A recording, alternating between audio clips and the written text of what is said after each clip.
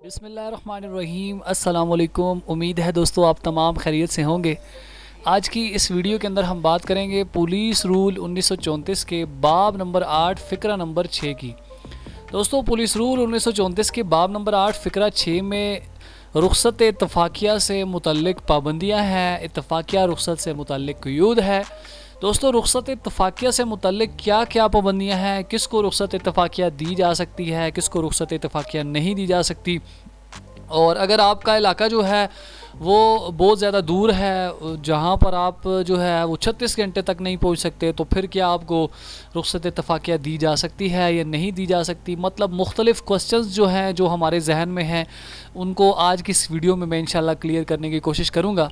तो दोस्तों अगर आप मेरे चैनल पर नए हैं और आपने मेरे चैनल को अभी तक सब्सक्राइब नहीं किया तो दोस्तों आप तमाम से दरख्वास्त करना चाहूँगा, अगर आपने मेरा यूट्यूब चैनल अभी तक सब्सक्राइब नहीं किया तो सबसे पहले इसे सब्सक्राइब कर लें और साथ ही साथ बेल आइकन को ज़रूर प्रेस करें, क्योंकि जब भी हम अपने यूट्यूब चैनल पर कोई भी नई वीडियो अपलोड करेंगे उसका नोटिफिकेशन आप तक पहुँच जाएगा। चलिए दोस्तों स्टार्ट करते हैं।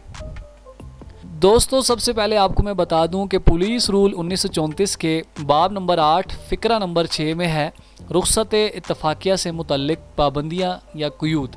क़यूद कहते हैं पाबंदियों को। रुख़सत इत्तफ़ाक़िया से मुतल्लिक़ क्या पाबंदियाँ हैं दोस्तों, ये मैंने कुछ पॉइंट्स लिखे हैं, इनको भी आप देख सकते हैं। दोस्तों ये पॉइंट नंबर 2 को अगर आप देखें, पुलिस अफसर को ऐसी जगहों या मकाम पर रुख़सत इत्तफ़ाक़िया पर जाने की ममानियत है जहाँ से वापसी पर रास्ता बंद हो या दीगर रुकावट हो।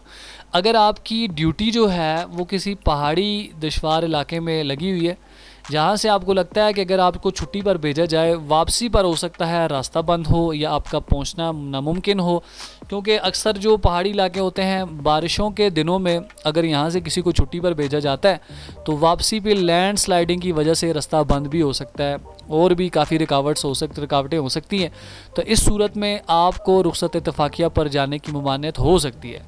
और दूसरी कंडीशन इसमें ये दी गई है कि अगर 36 घंटों में अपनी जय तैनाती पर बंदा ना पहुंच सके, अगर कोई सिपाही है, अगर आप उसको छुट्टी के लिए भेज रहे हैं और आपको लगता है कि वो 36 घंटों में अपनी वापस ड्यूटी पर नहीं पहुंच पाएगा, अपनी रुख़सत इत्तफ़ाक़िया गुजारने के बाद भी 36 घंटों में अपनी जय तैनाती पर नहीं पहुंच सकेगा, तो आप फिर जो है वो उसको छुट्टी पर ना भेजें।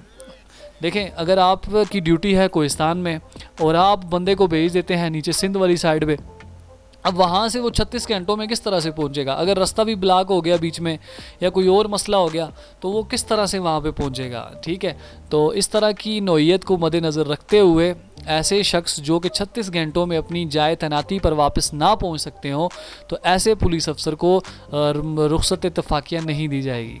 ठीक है, फिर भी ये आईजी साहब के पास इख्तियारात हैं कि अगर वो देना चाहें छुट्टी तो दे सकते हैं, अगर नहीं देना चाहते तो नहीं दे सकते। पुलिस रूल ने इंस्पेक्टर जनरल ऑफ पुलिस को ख़ास सूरतों में नरमी का हक़ दिया है।